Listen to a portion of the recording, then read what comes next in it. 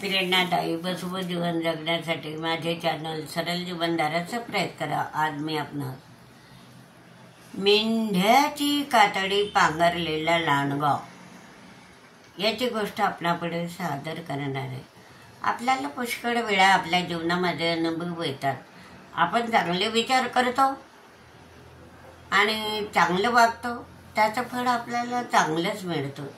आणि जे काही जीवनामध्ये वाईट विचार सदतीत आपल्या मनातच बाळगतात आणि दुसऱ्याचं वाईटच बघतात, त्यांचंसुद्धा असं वाईट होतंच।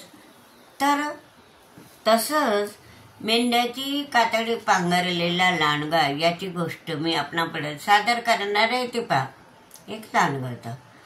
आता लांडगा म्हटलं म्हणजे तो शिकार करून प्राणी मात्रांना खाण्याचा त्याचा धंदाच असतो आणि तसा तो रानावनात भटकत होता। शिकार मिळाली तर खात होता। पण हे काय, आता वृक्ष तोड होतोय, झाडे उन्हे अशी ओस पडतात, तर त्याच्यामुळे काय होतं, तर प्राणी कमी होतात। प्राण्यांना कसं दाट अरण्य लागतं आणि ते दाट अरण्यामध्ये प्राण्याचा असं वावर नसतं। पण मग त्याला असं शिकार मिळणे मुश्किल होऊ लागलं। आता 2-2 दिवस त्याला दोघी टाईम सुद्धा त्याला अन्न मिळणे मुश्किल झालं। आता त्या दिवशी भटकता भटकता त्याला काही शिकार मिळाली नाही। मग त्याला असं वाटलं की मला जर आता दोघी टाईमचं जेवण सुद्धा मिळत नाही, तर आता याच्याकरता आपण काहीतरी उपाययोजना करायला पाहिजे। मग तो निघाला शिकारीला। बघता बघता आता काय युक्ती करावी असा त्याच्या मनात विचार आला।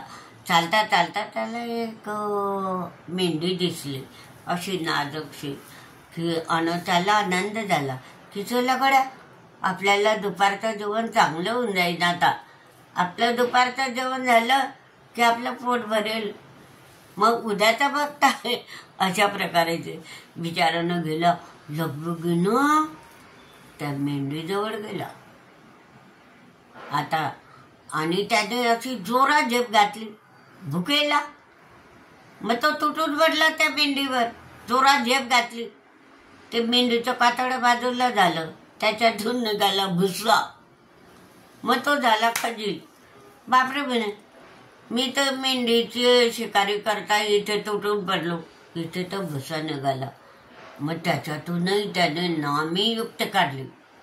मग त्यानं काय केलं, असं ते मेंढीचं कातड तो भुसा फेकून दिला, मेंढीचं कातड घेतलं, स्वतःच्या अंगावर पांघरला, स्वतः तो मेंढीसारखा तयार झाला। असं त्यानं नाटक केलं। मग मी सुद्धा मेंढीच आहे असं त्यानं नाटक केलं।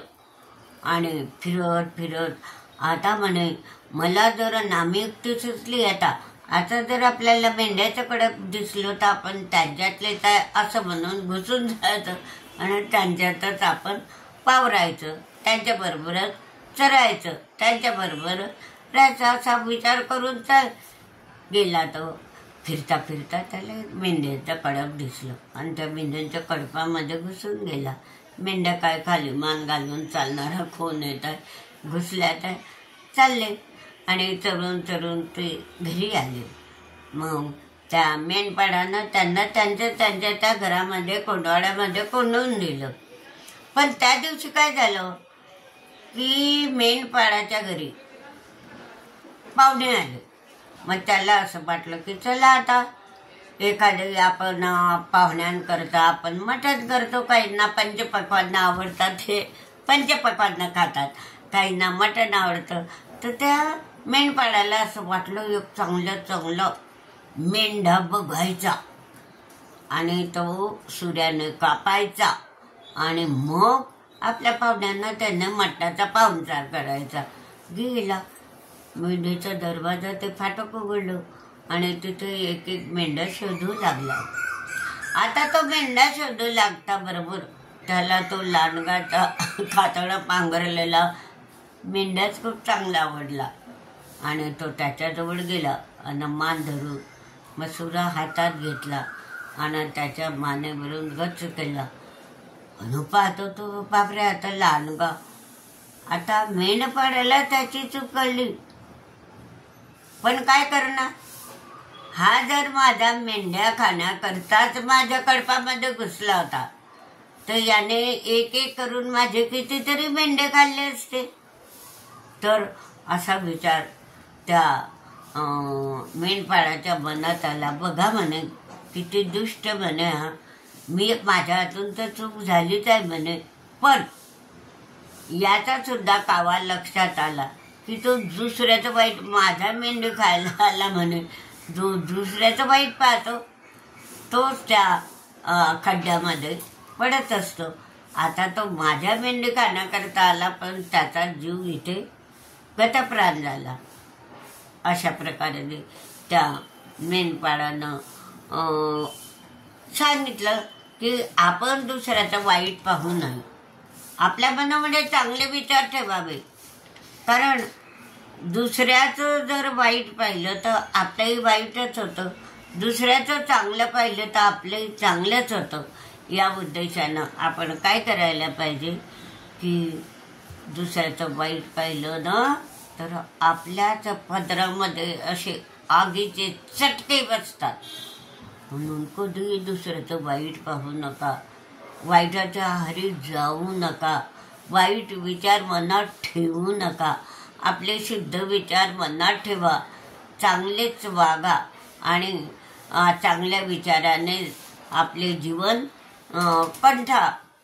आपल्या बोकडासारखी विचार करून, बोकडासारखा विचार करून स्वतःचं मरण ओढवून घेऊ नका.